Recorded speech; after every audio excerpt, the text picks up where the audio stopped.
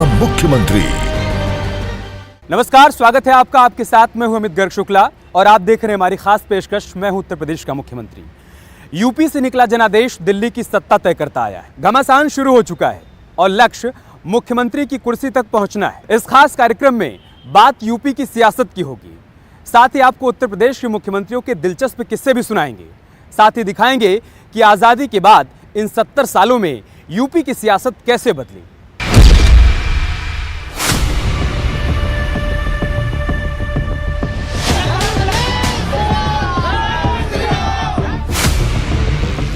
दो 2022 चुनाव की रणभेरी बच चुकी है। 10 फरवरी को पहले चरण के वोट डाले जाएंगे और 10 मार्च को साफ हो जाएगा कि 18वीं विधानसभा के नतीजे किसके पक्ष में गए हैं और यूपी का नया मुख्यमंत्री कौन होगा। मैं आदित्यनाथ योगी। मैं अखिलेश यादव। मैं कुमारी मायावती।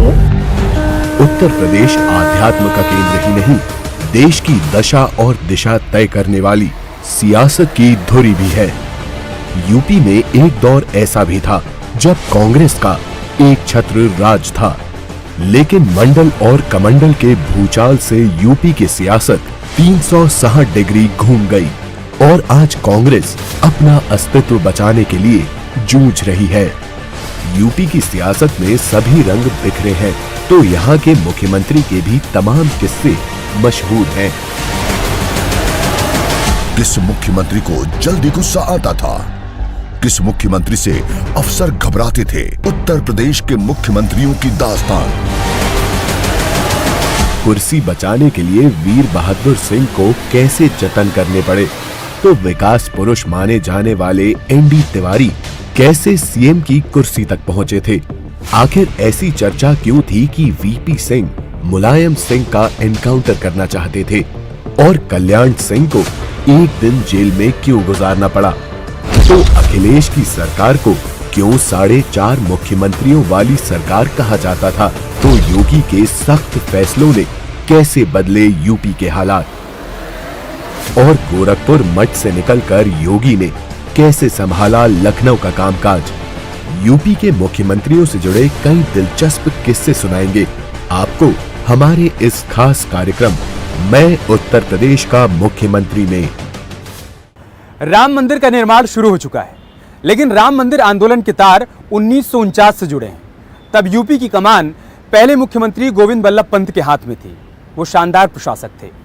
सुप्रीम कोर्ट ने राम मंदिर के जिस विवाद का फैसला सुनाया है, दरअसल उसकी शुरुआत 1949 में हो गई थी और तब गोविंद बल्लभ पंत ने बहुत ही सूझबूझ से काम लिया था।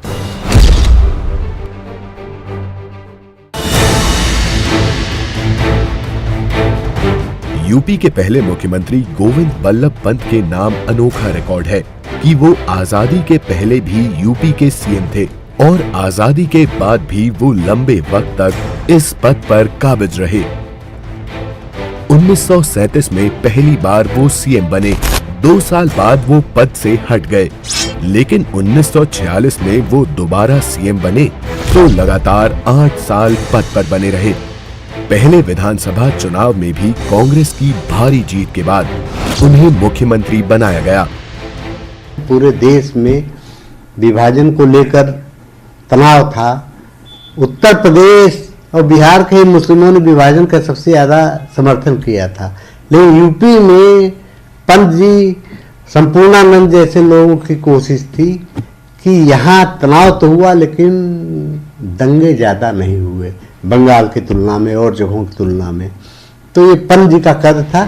गोविंद बल्लभ पंत के कामकाज के स्टाइल को बताने वाली कई किताबों में जिक्र है कि अयोध्या विवाद उनके कार्यकाल की सबसे बड़ी चुनौती थी।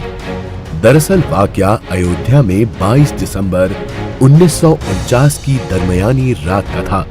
20,000 की आबादी वाले इस शहर के चारों तरफ सन्नाटा पसरा था। हवा सर्द थी। अगले दिन 23 दिसंबर की सुबह पौ फटते ही एक शोर उठ गया कि रामलला प्रकट हो गए हैं। ये बात जंगल की आग की तरह चारों तरफ फैल गई। मंदिर में राम भक्त हजारों की संख्या में जुटने लगे।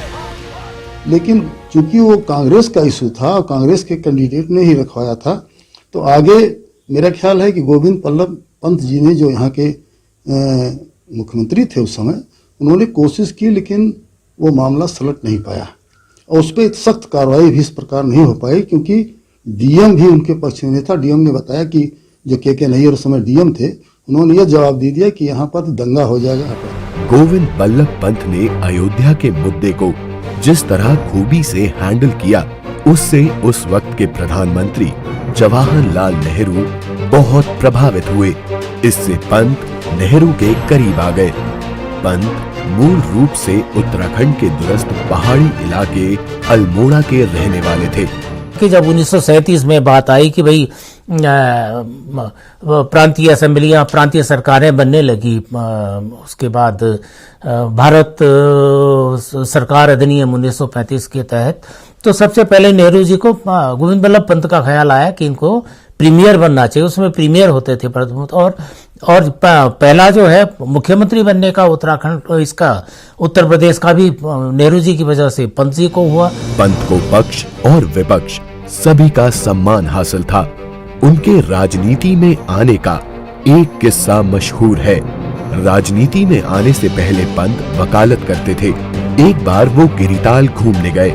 वहाँ दो लोग आपस में आजादी के आंदोलन के बारे में बात कर रहे थे, लेकिन उनके मन में कसक थी कि नैनीताल में ऐसा कोई नेता नहीं जो स्थानीय लोगों की आवाज बुलंद कर सके, जिसे सुनकर पंत ने राजनीति में आने का मन बना लिया। गोविंद बल्लभ पंत एक विद्वान तो थे ही, वकील थे जाने माने, और संगठन करता भी बेहतरीन संगठन करता था। दूसरा सिद्धांतवादी थे। वो कहते थे जब यूपी में वो प्रीमियर बने तो लोग चाय का, पानी का, जो चाय नाश्ते का खर्चा होता वो खुद दिया करते थे। वो नहीं चाहते थे कि सरकार के खर्चे से चाय तो हो गई, लेकिन उसके बीच में आपको जलपान के साथ और चीजें भी खिलाई जाए। पंत 27 दिसंबर 1954 तक यूपी के मुख्यमंत्री रहे। गोविंद बल्लभ पंत के दिल्ली चले जाने के बाद कांग्रेस के सामने फिर से सवाल पैदा हुआ कि यूपी की कमान किसे सौंपी जाए। काफी मंथन और मशक्कत के बाद कांग्रेस ने बनारस के अग्रणी नेता डॉक्टर संपूर्णानंद की ताजपोशी की। वो कांग्रेस के भीतर समाजवादी विचारधारा के नेता थे, जिससे बहुत जल्द ही उनके और प्रधानमंत्री पंडित जवाहरलाल नेहरू के बीच मतभेद शुरू हो गए।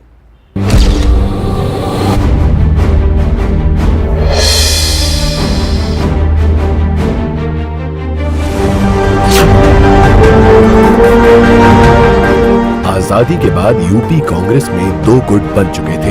एक पुरुषोत्तम दास टंडन का, दूसरा रफी अहमद किदवाई का।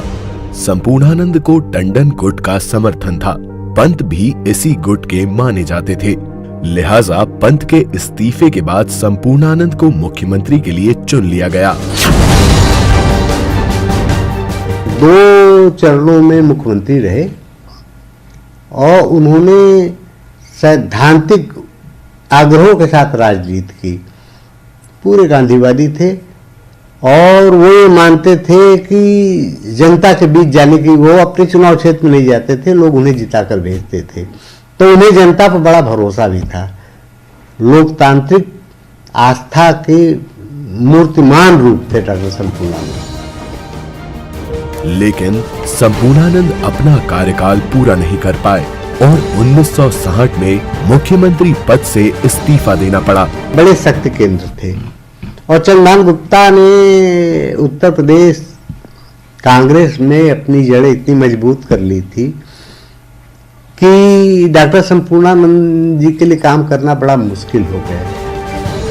इनके मंत्रिमंडल में रहने वाले कई मंत्री जैसे चंद्रभानु गुप्ता, चरण सिंह, कमलापति त्रिपाठी और हेमवती नंदन बहुगुणा बाद में चलकर यूपी के मुख्यमंत्री बने। भारत को आजाद हुए 13 साल हो चुके थे। 1960 में डॉक्टर संपूर्णानंद की कुर्सी छिन चुकी थी। ये वो दौर था जब कांग्रेस पार्टी के एक छत्र नेता पंडित नेहरू को पार्टी के भीतर ही चुनौती मिलनी शुरू हो चुकी थी। चंद्रभानु गुप्ता भी उन नेताओं में शुमार थे जो आए दिन नेहरू के फैसलों पर सवाल उठा दिया करते थे। लेकिन उनकी हनक ऐसी थी कि आखिरकार उन्हें ही उत्तर प्रदेश का मुख्यमंत्री बनाया गया।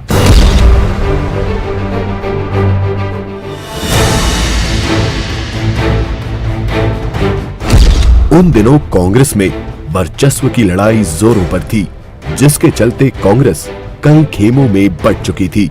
समाजवादी नेता राम मनोहर लोहिया कांग्रेस छोड़ चुके थे, तो चंद्रभानु गुप्ता यूपी कांग्रेस में अपनी पकड़ मजबूत करते जा रहे थे। चंद्रभानु गुप्ता एक व्यापारी वर्ग से आते थे और वो उस समय के मोरारजी देसाई वाला जो धड़ा था उसके करीब थे, और ऐसा माना जाता था कि वे चुनाव जीतने के अलावा लखनऊ और आसपास के इलाकों में अपने व्यक्तिगत व्यवहार से और अपने व्यक्तिगत संबंधों के कारण काफी लोकप्रिय थे।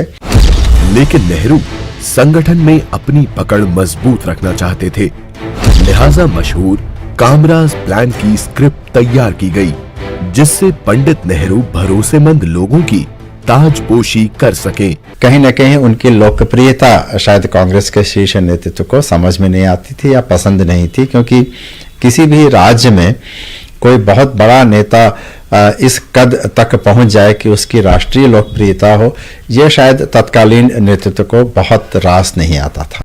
यूपी के सीएम चंद्रभानु गुप्ता से भी इस्तीफा देने को कहा गया। पहले तो उन्होंने इनकार कर दिया, लेकिन लगातार बढ़ रहे दबाव के चलते आखिरकार उन्हें इस्तीफा देना पड़ा। इतने लोकप्रिय हो गए थे कि विधायकों पर उनकी बड़ी पकड़ भी थी। चंद्रभानु गुप्ता नेहरू जी को पसंद नहीं करते थे, या यूं कहें नेहरू जी उन्हें पसंद नहीं करते थे।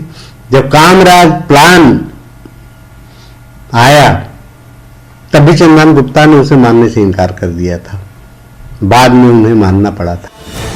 चंद्रभानु की राजनीति में ब्रेक तब लगा जब कांग्रेस में बड़ी टूट हो गई।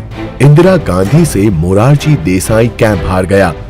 चंद्रभानु मोरारजी गुट के थे, तो कांग्रेस से उनकी विदाई तय हो गई।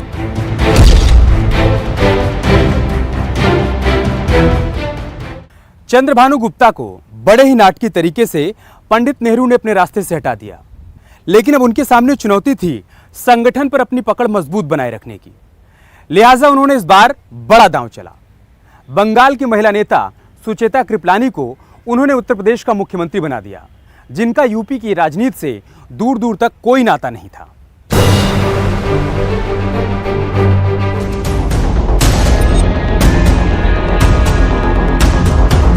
चंद्रभानु गुप्ता के इस्तीफा देने के बाद यूपी के तमाम बड़े नेताओं की मुख्यमंत्री की कुर्सी पर नजर थी।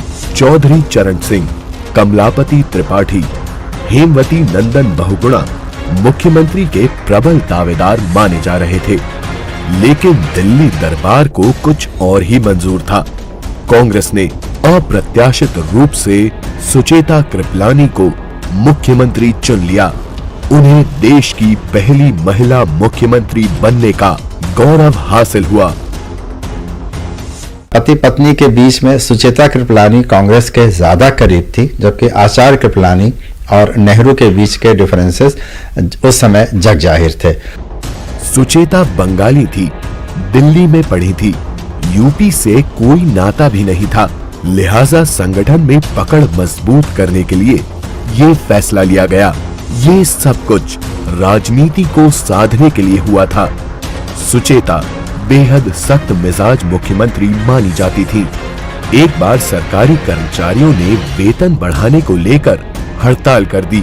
हड़ताल 2 महीने लगातार चलती रही, पर सुचेता ने उनकी मांगे मानने से इनकार कर दिया। सुचेता कृपलानी अपने निर्णय पर अडिग रहीं और अंततः कर्मचारियों की वह हड़ताल असफल रही और कर्मचारियों को उसे वापस लेना पड़ा। ऐसा माना जाता है कि 60 के दशक में ऐसा हो पाना ये एक बहुत बड़ी बात थी, क्योंकि उस समय पूरे देश का माहौल हर तरह की मांगों को मानने वाला था।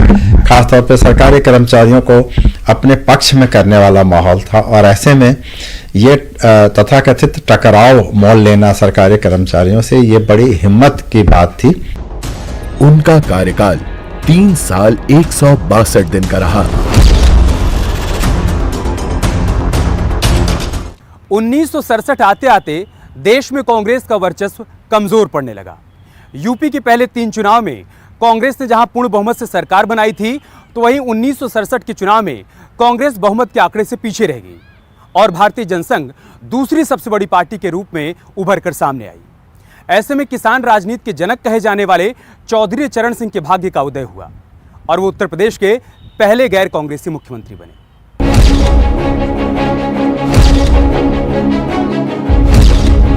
मैं चरण सिंह ईश्वर की शपथ लेता हूं कि मैं विधि द्वारा स्थापित भारत के संविधान के प्रति सच्ची श्रद्धा और निष्ठा रखूंगा। चरण सिंह अपने अक्खड़ रवैये और सिद्धांतों से समझौता न करने के लिए मशहूर थे। उन्होंने केंद्र और कांग्रेस के शीर्ष नेतृत्व के कई फैसलों और योजनाओं को गलत कहने की हिम्मत तक दिखाई। दरअसल चरण सिंह कांग्रेस के उन नेताओं में शामिल थे जो पार्टी में खुद को उपेक्षित मानते थे।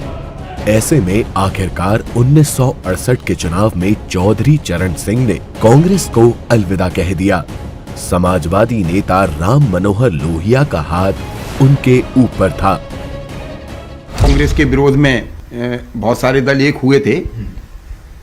मुझे लगता है वो सिर्फ कांग्रेस का एक विरोध होगा, राजनीति में बहुत सारी चीजें होती हैं, लेकिन जनसंघ का और चौधरी साहब का जो निकटता बनी उसका एक बड़ा मुद्दा ये भी रहा होगा कि जो भारत की अर्थव्यवस्था है वो कृषि अवलंबित है और यदि कृषक की चिंता नहीं होगी तो फिर अर्थव्यवस्था समृद्ध कैसे होगी। चंद्रभानु गुप्ता 19 दिन के अंदर ही इस्तीफा दे चुके थे।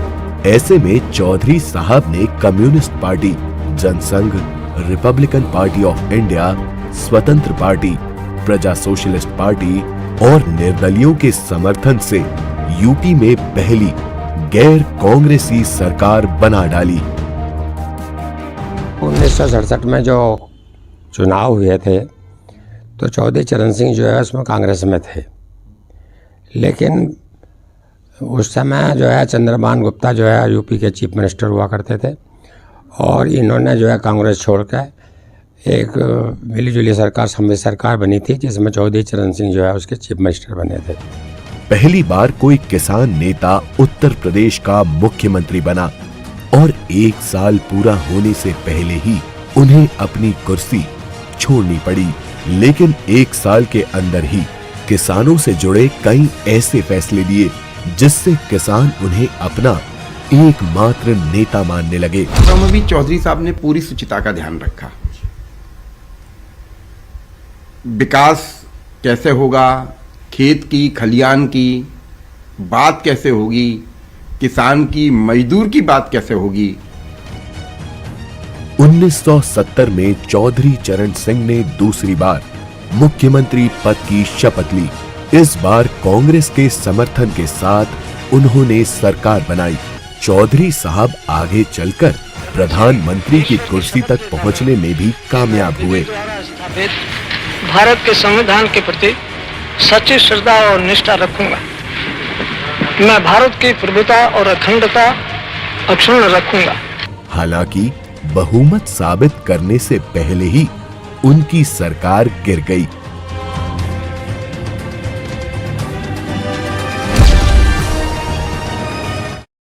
चौधरी चरण सिंह के इस्तीफे के बाद कांग्रेस से अलग हुए विधायकों ने संयुक्त विकास दल की सरकार बनाई और मुख्यमंत्री चुना त्रिभुवन नारायण सिंह को। इस सरकार में जनसंघ समेत कई दल शामिल थे, लेकिन यह सरकार 6 महीने भी नहीं टिक पाई।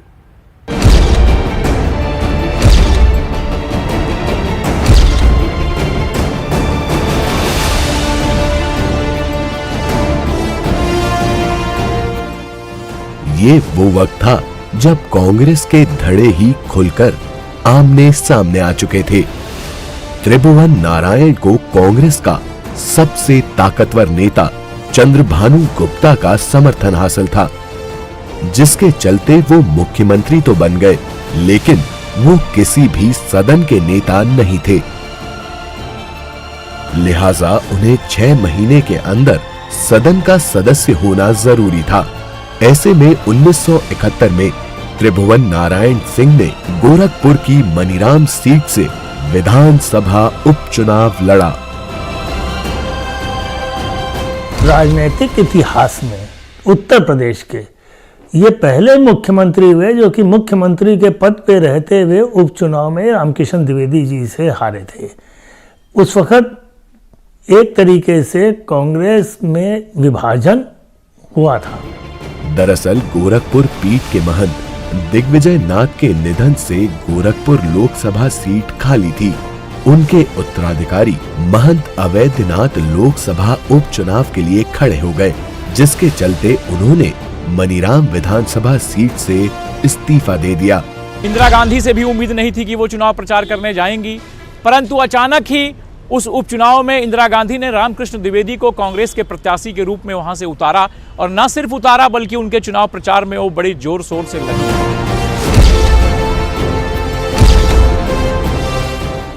त्रिभुवन नारायण सिंह मुख्यमंत्री रहते हुए उपचुनाव हार चुके थे, लिहाजा उन्हें मुख्यमंत्री पद से इस्तीफा देना पड़ा।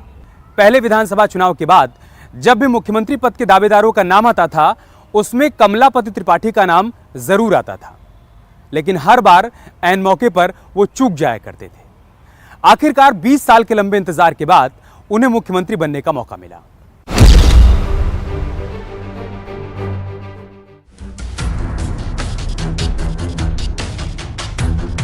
कांग्रेस के अंदर इंदिरा गांधी युग आ चुका था और आजादी वाली कांग्रेस दो फाड़ हो चुकी थी। ऐसे में इंदिरा गांधी ने अपने पसंदीदा कमलापति त्रिपाठी को मुख्यमंत्री की जिम्मेदारी सौंपी। कि पंडित जी खांटी बनारसी थे। हम लोग छोटे थे, हाई स्कूल में पढ़ते थे, चौक थाने के ठीक सामने भद्दोमल की कोठी के ऊपर पंडित जी महामूर्ख सम्मेलन की अध्यक्षता करते थे। पंडित जी का इतना विशाल व्यक्तित्व और उसके बावजूद महामूर्ख सम्मेलन की जो अंदाज में वो अध्यक्षता करते थे, वास्तव में बड़े बड़े साहित्यकार भी वहाँ छोटे पड़ जाते थे व्यक्तित्व की दृष्टि से। कमलापति का शासन ठीक चल ही रहा था कि अचानक यूपी पुलिस में एक बड़ा विद्रोह हो गया। मई 1973 में पीएसी की 12वीं बटालियन ने विद्रोह कर दिया। वजह थी खराब सर्विस कंडीशन, जिसके बाद सेना को मोर्चा संभालना पड़ा। इस विद्रोह के चलते कमलापति त्रिपाठी को कुर्सी गंवानी पड़ी। कुछ पीएससी में डिमांड्स को लेकर के उस बीच असंतोष भी चल रहा था, तो वहाँ पीएससी ने छात्रों के साथ उपद्रव में हिस्सेदारी कर ली और इसे कह सकते हैं कि पीएससी रिवोल्ट हुआ और बाद में कुछ और छावनियों में भी रिवोल्ट हुआ। कमलापति त्रिपाठी के बारे में कहा जाता है कि इंदिरा गांधी के जमाने में कांग्रेस में उनकी तूती बोलती थी। संपूर्णानंद को अपना राजनीतिक गुरु मानने वाले कमलापति त्रिपाठी इंदिरा की मौत के बाद कांग्रेस के हाशिए में धकेल दिए गए। 1969 से लेकर 1973 तक यूपी की जनता 4 मुख्यमंत्री देख चुकी थी और 2 बार राष्ट्रपति शासन भी लग चुका था। ऐसे में 5वीं विधानसभा के बचे हुए कार्यकाल के लिए हेमवती नंदन बहुगुणा को मुख्यमंत्री बनाया गया। कमलापति त्रिपाठी के इस्तीफे के बाद यूपी में 149 दिन तक राष्ट्रपति शासन रहा, जिसके बाद कांग्रेस ने यूपी की राजनीति के चाणक्य कहे जाने वाले हेमवती नंदन बहुगुणा को मुख्यमंत्री बनाया। उनकी राजनीति इतनी सशक्त और मजबूत थी कि उसको ही लोगों ने दूसरा नाम दे दिया कि बहुगुणा जी जो है राजनीति के चाणक्य हैं, क्योंकि किसी भी तरीके से उनको जल्दी घेरना मुश्किल, वो चाहे विपक्ष हो चाहे पक्ष में भी लोग जो उनसे ना इस्तफागी रखते थे, उनको बड़ा मजबूत उन्होंने अपने को बना रखा था। मूल रूप से गढ़वाल के रहने वाले हेमवती का हमेशा से यूपी की राजनीति में दबदबा रहा। बाद में जब कांग्रेस 2 फाड़ हो गई, तो उस दौरान बहुगुणा ने इंदिरा गांधी का साथ दिया। कुछ लोग पुरानी कांग्रेस में थे, जैसे टीएन सिंह वगैरह, बाकी लोग चले गए थे, तो हेमवती नंदन बहुगुणा और बाकी लोग इंडिया गेट में कांग्रेस, जो आज की कांग्रेस, उसमें चले आए थे। तो उस समय वास्तव में इंदिरा गांधी को ऐसे संगठनकर्ताओं की जरूरत थी, हेमवती नंदन बहुगुणा जैसे। बहुगुणा ने आते ही यूपी के हालात संभाले और संगठन को फिर से सक्रिय किया, जिसका नतीजा रहा कि यूपी में अधमरी हो चुकी कांग्रेस को 6 महीने बाद ही विधानसभा चुनाव जिता दिया। उन्होंने हमेशा ये देखा कि संगठन को मजबूती मिलनी चाहिए। मंत्री पद आते हैं और जाते हैं, लेकिन संगठन अगर मजबूत नहीं है और नीचे ब्लॉक लेवल से लेकर के प्रधान से लेकर के और संसद तक के रास्ते को अगर कोई बनाता है तो वो संगठन बनाता है। इसलिए उनका पूरा ध्येय संगठन पे ज़्यादा रहता था, ध्यान रहता था। कांग्रेस में सिंडिकेट अलग गुट बना चुका था। ऐसे में पार्टी के पुराने नेताओं में बहुगुणा का कद बढ़ गया, लेकिन यही लोकप्रियता हेमवती की कुर्सी जाने का कारण बनी। लेकिन शायद यही लोकप्रियता और उनकी मुखरता और राजनीतिक सक्रियता ही कांग्रेस के उस समय के हाईकमान को बहुत पसंद नहीं आई। इंदिरा गांधी को ये लगा कि बहुगुणा अगर उत्तर प्रदेश में बने रहते हैं तो वे अपने आप में एक न केवल बड़े नेता हो सकते हैं, बल्कि भविष्य में प्रधानमंत्री पद के दावेदार भी हो सकते हैं। और तब इस तरह के राजनीतिक घटनाक्रम हुए कि उन्हें अचानक जिस तरह से बनाया गया था उसी तरह से उस पद से हटा लिया गया। बहुगुणा कांग्रेस में जगजीवन राम गुट के माने जाते थे, जिन्होंने आपातकाल के दौरान जगजीवन राम के साथ मिलकर कांग्रेस फॉर डेमोक्रेसी पार्टी बनाई। हेमवती नंदन बहुगुणा का पार्टी में बढ़ता कद इंदिरा गांधी की चिंता बढ़ा रहा था। ऐसे में बहुगुणा के कद को कम करने के लिए इंदिरा गांधी ने पहाड़ के दूसरे नेता को आगे किया, लेकिन अपना ही चुनाव हारने के बाद उस नेता ने कांग्रेस पार्टी से इस्तीफा दे दिया। आखिर क्या थी इसके पीछे की कहानी, बताएंगे आपको अगले एपिसोड में। तब तक के लिए नमस्कार।